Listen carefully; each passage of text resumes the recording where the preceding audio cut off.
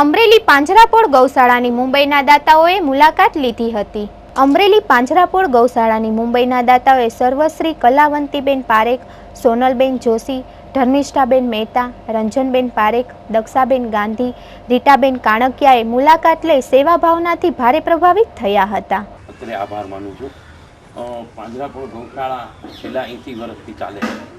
80 વર્ષથી પહેલાં પાંજરાપોળ અને ગૌશાળા બે અહીંયા સાથે છે। પહેલાં અલગ અલગ હતા અને અહીંયા જગ્યા લીધા પછી એ સાથે કર્યું છે।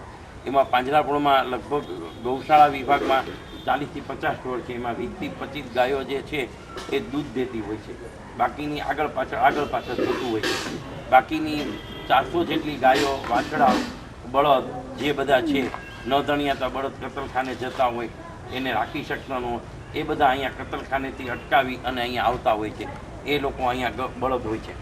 એટલે નિભાવ ખર્ચ માટે અત્યારે અમારે જે લીલો ઘાસચારો જે છે એ લગભગ 80 રૂપિયાથી 70 થી 80 રૂપિયા સુધી ઘાસચારો 20 કિલોનો જાય છે। પણ નસીબ જો કે કંઈક હોય તો શાકભાજી અત્યારે સસ્તા છે તો શાકભાજી એને આપીએ છીએ। બાકી લીલો ઘાસચારો ન હોય ત્યારે સૂકલ ઘાસચારો જે દેખાડ્યો એને અહીંયા કટિંગ કરી અને એને આપવામાં આવે છે। એટલે એ રીતે અહીંયા ઘાસચારો પૂરો સવાર સાંજ થઈ અને ઓછામાં ઓછું તો લીલો ઘાસચારો લઈએ તો 200 મણ એક સવારનો જોઈએ અને સાંજનો 100 મણ જોઈએ। એટલે 300 મણ ઘાસચારો હોય તો આખા દિવસમાં પૂરું થાય। તો 300 મણ લઈએ તો 80 રૂપિયાના ભાવ લેખે કરીએ તો 24 થી 25,000 રૂપિયા જોઈએ। 4 ગુણી ખોળ કપાસિયા જોઈએ। આ ગાયને જે દૂધ દેતો હોય એને ખોળ કપાસિયા દેવા પડે, એટલે એ ખર્ચ થાય। એટલે 700 રૂપિયાની ગુણ હોય એટલે 28 એટલે 3000 રૂપિયા બીજા જોઈએ। ઓછામાં ઓછી રોજની 50 રૂપિયાની તો દવા કાયમ માટે કોઈકને બાટલો ચડાવવાનો હોય, કોઈ માંદું સાચું હોય, રોજ ડૉક્ટર આવતો એટલે 100-200 રૂપિયાની ડૉક્ટરની નિયમિત દવા આપણે જોઈતી હોય છે। એટલે એ રીતે ખર્ચ કરી તો બહુ પોષણ।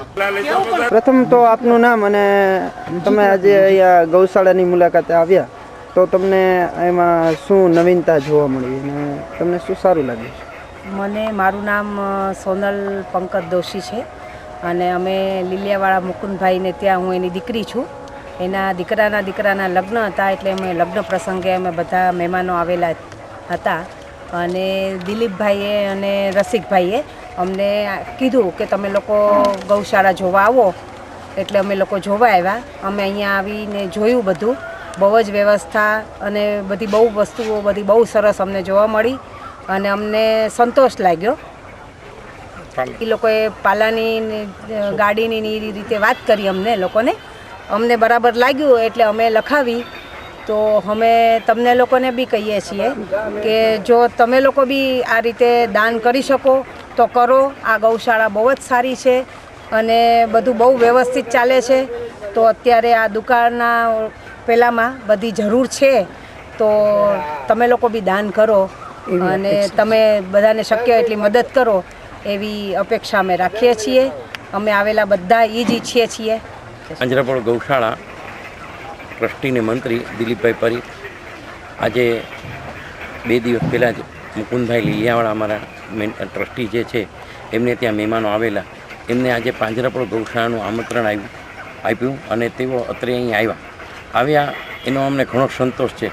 સાથોસાથ એને પોતાની રકમ કંઈક આપવું છે પણ ખરીદ કરીને આપવું છે એવી ભાવના વ્યક્ત કરતાં એ લોકોએ આજે એક ગાડી પાલાની આપી છે। અંદાજિત એ ગાડીમાં 300 મણ જેટલો પાલો આવ્યો છે એટલે 45,000 રૂપિયા જેવી રકમ થાય છે। તો તેઓના તરફથી દાન આપ્યું।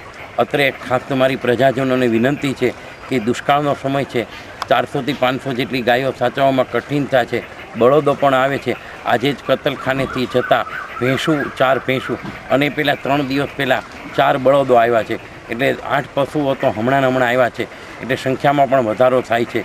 તેને પહોંચી વળવા માટે મારી નમ્રપણે ટ્રસ્ટી મંડળ વતી વિનંતી કરું છું કે અબોલ મૂંગા પશુઓનો તમે આશીર્વાદ લેશો તો જરૂર તમને એ મૂંગા પશુઓ નિસંકોચે આશીર્વાદ, મૂંગા આશીષ તમને એટલા આપશે। તો જે મહેમાન આવ્યા છે એમણે આપણને જે મદદ કરી, મુંબઈથી જે મહેમાન અત્રે અહીંયા આવ્યા અને આપણને મદદ કરે છે, તો આપણા ગામજનોને પણ વિનંતી કે તમે પણ અમારા પાંજરાપોળની મુલાકાત લઈ અને કંઈ ને કંઈ આપો એવી અમારી વિનંતી। ખાસ તો બહેનોને આશ્ચર્ય એ થયું કે અત્યારે લીલો ઘાસચારો મળતો નથી તો આ પશુઓને શાકભાજી કેવી રીતે મળ્યા? તો શાકભાજી માટે ખાસ તો અમે માર્કેટિંગ યાર્ડમાં જે શાકભાજીનો વેપાર કરે છે એમનો અમે આભાર માનીએ છીએ